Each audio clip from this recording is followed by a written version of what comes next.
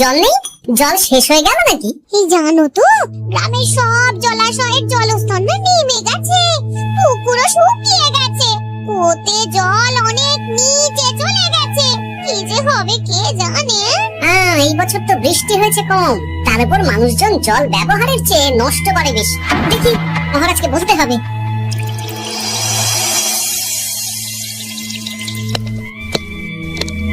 এই তো গোপাল এসে গেছে। শুনেছো, রাজ্যের সকল জলাশয়ে? শুধু শুনিনি, চাক্ষুষ দেখেছি, আর এর কারণ ও তার সমাধানও ভেবে এসেছি মহারাজ। তুমি কি বলতে চাইছো সেটা বলো না খোলসা করে। মহারাজ, আসন্ন দিনে জলাভাব মেটানোর একটাই উপায়, তা হলো প্রজাদের উপর কর চাপানো। মহারাজ, আমার ঠাকুরদা বলতেন, যা মেলে মূল্য বিনে তার মূল্য কে আর জানে। আমরা যেহেতু জলের মতো এত মূল্যবান সম্পদ বিনামূল্যে পাচ্ছি, তাই একে গুরুত্ব দিতে শিখিনি। সবাই মিলে দেদার জলের অপচয় করছি।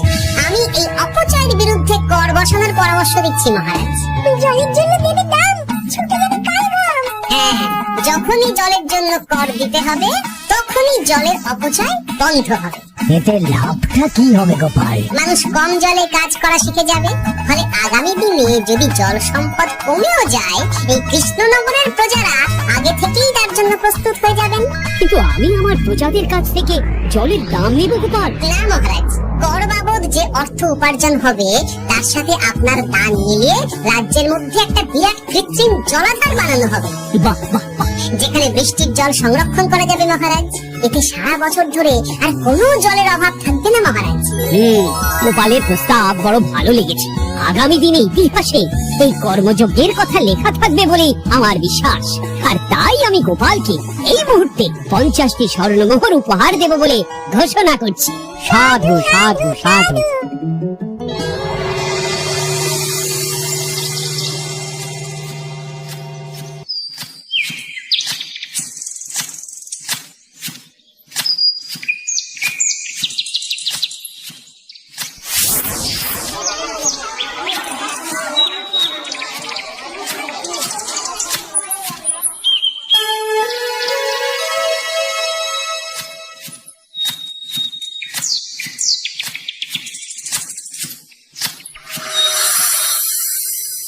মানে আমার এই এতটুকু স্বাদ তুমি পূর্ণ করবে না?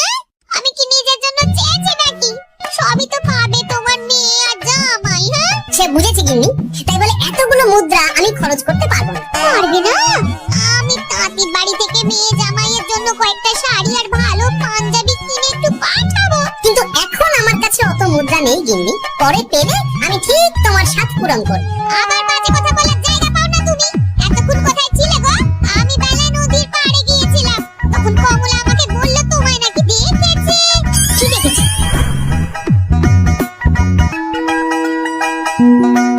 কোথায় গেল এত বড় মুদ্রা? তুলে কি হাওয়াতে উড়ে গেল নাকি? এই রে, এটা মহা ঝামেলা। কখন কে যে গিন্নিকে খবর দিচ্ছে সেটা টেরও পাইনি। বলি মুখে কুলু পাটলে যে বড়। বলি রাজা মশাইয়ের কাছ থেকে যে এত রোজগার করো, সেই মুদ্রা যায় কোথায়? কানের মাথা খেও না তো। আমি কি তোমার কোনো কিছুর অভাব রেখেছি? বলো একবার।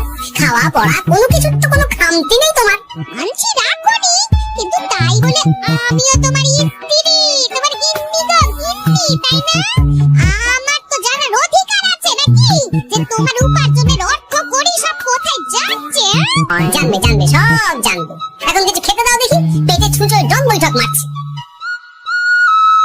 না, এরপর থেকে আর মহারাজের কাছে উপহার পেলে ওইভাবে খোলা হাটের মধ্যে দিয়ে আসা যাওয়া করা যাবে না।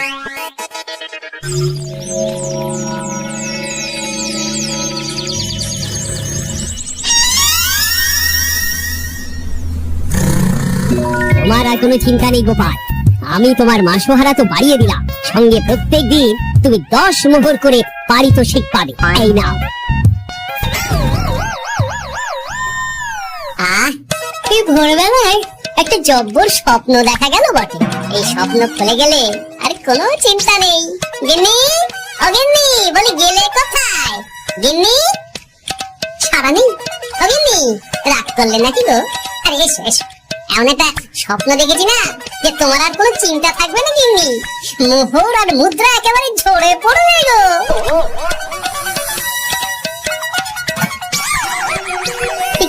এসব ফলাহার সাজিয়ে রেখে গেল কোথায় গিন্নি?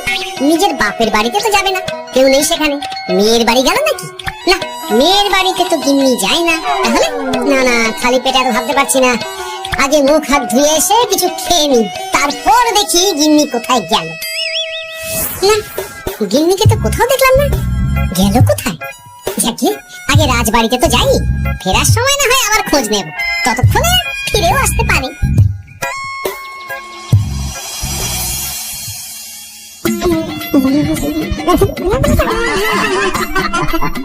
বাহ বাহ বাহ, একেই বোধহয় বলে সঙ্গগুণ।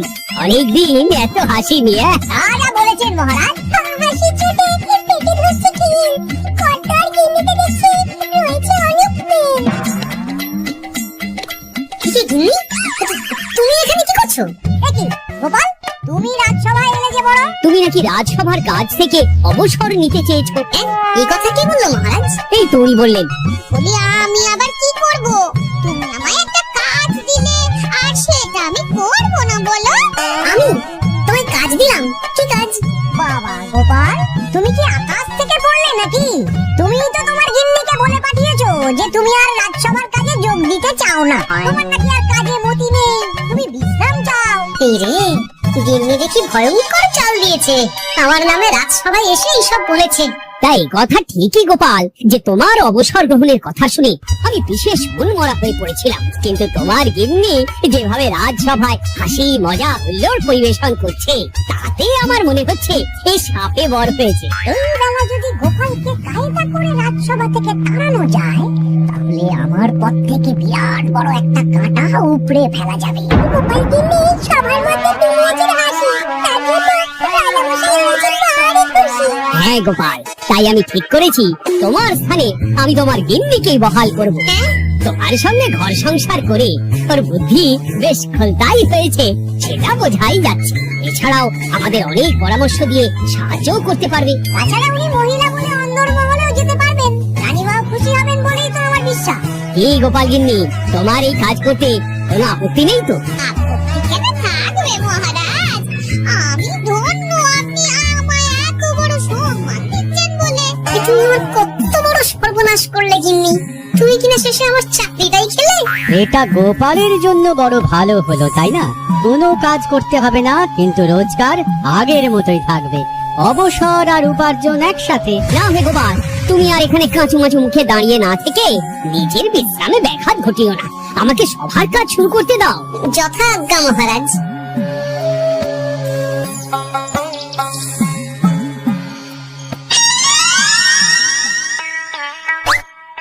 মানে মহারাজ সমস্যার সমাধান করতে দিয়েছেন তোমাকে, আর তার উত্তর দেব আমি? কেন? তুমি আমার চাকরি খাবে, আর তোমার সেই চাকরি রাখার দায় নেব আমি? হ্যাঁ, হ্যাঁ নেবে। মানে কাল রাজসভায় মহারাজের সমস্যার সমাধান করব, সেই মতো কথা দিয়ে এসেছি। হ্যাঁ, আগাম 10টা মুদ্রাও পাঠিয়ে এনেছি। তার থেকে তোমায় একটা মুদ্রা দিলাম। এখন মানে আমাকে উত্তর বলে দেবে, না হলে আমি। কেন দেব? আমি পাবো একটা মুদ্রা, আর তুমি আমার কাছে উত্তর জেনে নিয়ে সেটাই বলে পাবে 9 মুদ্রা। কিছুতেই না। বলবে না? না। তাহলে ভালো করে শুনে রাখো, আজ থেকে ঘরের উনুনে হাঁড়ি চড়বে না। চাকরি তো খুইয়েইছো, এবার না খেয়ে প্রাণটা খোয়ানোর জন্য তৈরি হয়ে যাও। হ্যাঁ, ওরে বাবা, এমন কথা কেন বলছো গিন্নি? তুমি তো জানো যে খিদে একদম সহ্য করতে পারি না। এখন যদি তুমি এইসব বলো, তাহলে আমার রক্ষে নেই গো। বেশ, তাহলে আমি যা জানতে চাইছি শ্বশুর শ্বশুর করে বলে ফেলো দেখি। এ আমি কি শাখের করাতে পড়লাম রে বাবা। ঠাকুর, এত দুর্ভোগ লেখা ছিল। ঘরে বাইরে সব জায়গায় এত হেনস্থা যে সহ্য করা যায় না ঠাকুর।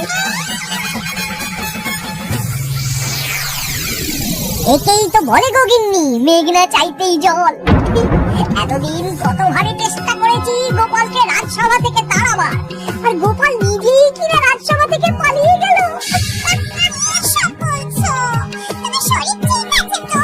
শরীর ভোর সব ঠিক আছে, তবে গোপালের বদলে কাকে বহাল করা হয়েছে শুনলে তোমার মাথা ঘুরে যাবে।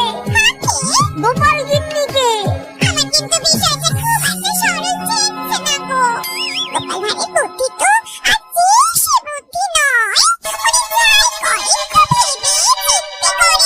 এর পেছনে আবার কোনো এটা তুমি মন্দ বলনি গিন্নি। গোপালকে নিয়ে সত্যিই কোনো বিশ্বাস নেই। ও কখন কি ঘট পাকাচ্ছে বলা যায় না। আমাকেও সাবধানে থাকতে হবে। দেখতে হবে যে গোপাল আসলে কি চাল চালতে চাইছে।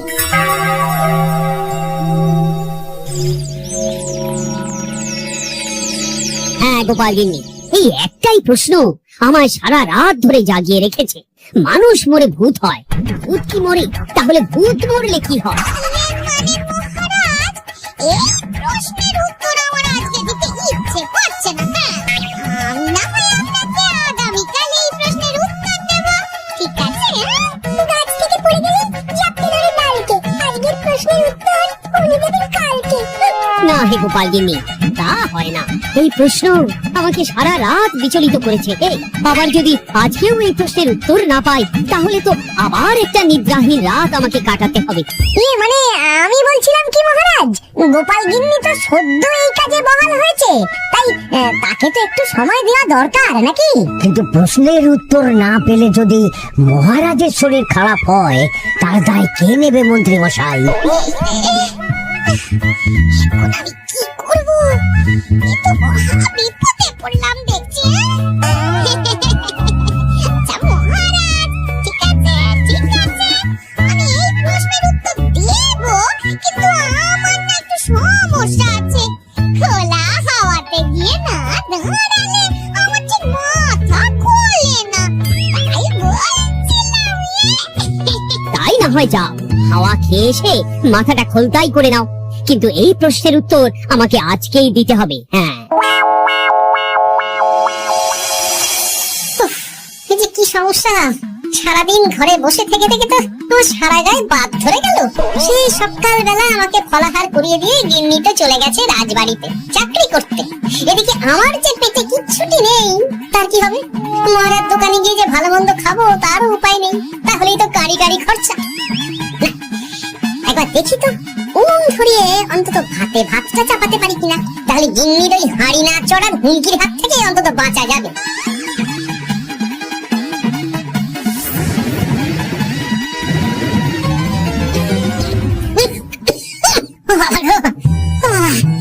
এত কেসে কেসে সোজা শেষ যাত্রা হয়ে যাবে আমার। না, এর চেয়ে না খেয়ে মরাও ঢের ভালো। দেখি তুমি বাড়িতে কেন? এত হাঁপাচ্ছ কেন? সাড়ে তাড়া করেছে নাকি?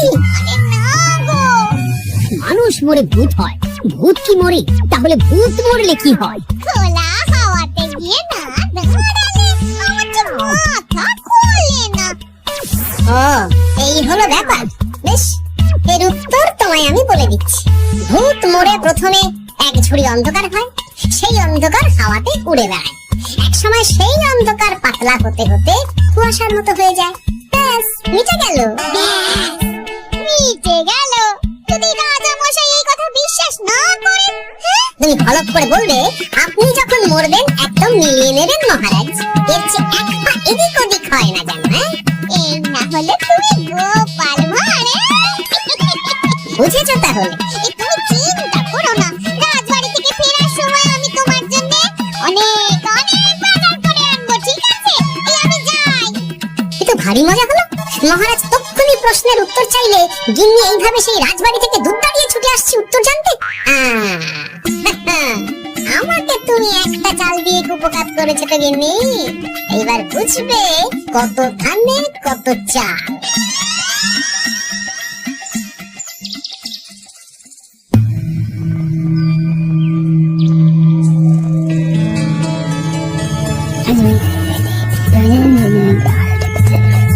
বুঝেছিস তো তোর কাজটা? বুঝেছি গোপাল দাদা। নেই, এবার লেগে পড় দেখি।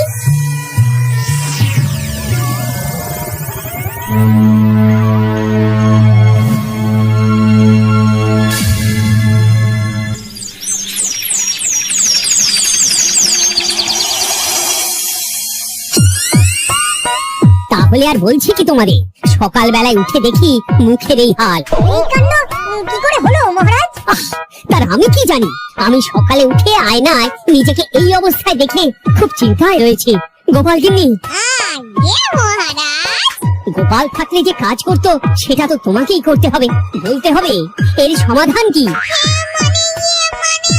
হ্যাঁ হ্যাঁ, আমার মনে আছে। তোমার তো আবার হাওয়া না খেলে চলে না। যাও যাও, তাড়াতাড়ি হাওয়া খেয়ে এর উত্তর নিয়ে এসো।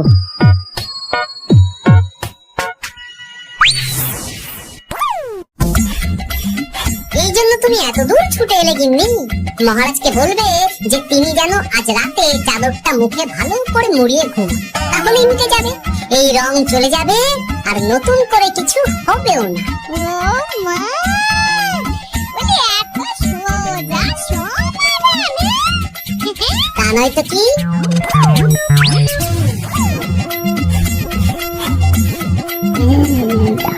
কাল সারা রাত আকাশে একবার দেখলাম চাঁদ উঠেছে, আর একবার দেখলাম ঘোর অমাবস্যা।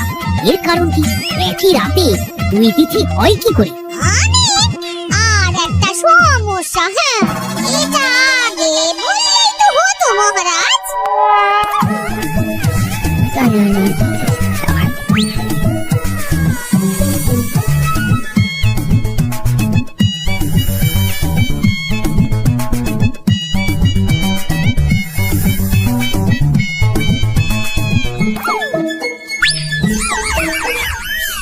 কি তুমি হাওয়া খেতে গিয়ে এইভাবে খাবি খাচ্ছ কেন গোপাল গিন্নি?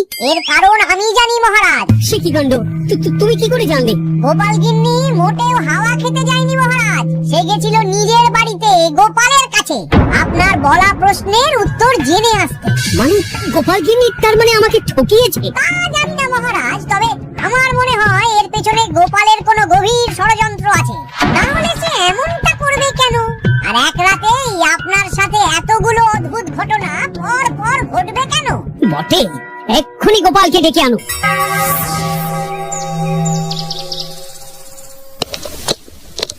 না মহারাজ, আমি সত্যি অবসর চেয়েছিলাম, আর তাই আমার গিন্নি আপনার কাছে এসে বলেছিল। ওর কোনো দোষ নেই মহারাজ। না মহারাজ, আমি মিথ্যে কথা বলেছি। হ্যাঁ, উনি আপনার কাছ থেকে পাওয়া সোনার মোহর নিয়ে বাড়ি যান না, তাই আমি ওকে সাহায্য করতে এই ফন্দি করেছিলাম। আসলে মহারাজ, আমি আপনার কাছ থেকে পাওয়া সোনার মোহর জল প্রকল্পের কাজে লাগাবো বলে কিছু জনকে নিয়ে একটা দল গঠন করতে গিয়েছিলাম, আর তাদের কাছেই ওগুলো রেখে এসেছি। এটা যদি আমার দোষ হয় তাহলে আমি ক্ষমা প্রার্থী মহারাজ। সাধু গোপাল, সাধু তোমার উত্তর। এই কাণ্ড! আর এদিকে রাজবাড়ি থেকে বাড়ি, আর বাড়ি থেকে রাজবাড়ি করতে করতে আমার প্রাণ ওষ্ঠাগত হয়ে গেছে মহারাজ। উফ, আমার ঘাট হয়েছে, আপনি আমায় ক্ষমা করে দিন মহারাজ। এইবার মজার টের পেয়েছে তো গিন্নি? আপনি আপনার আদরের গোপাল ভাঁড়কেই তার চাকরি ফিরিয়ে দিন মহারাজ। আমি যাই আমার কেশেল সামলাতে। কেলে পচা খুব ভালো করেছে বলতে হবে।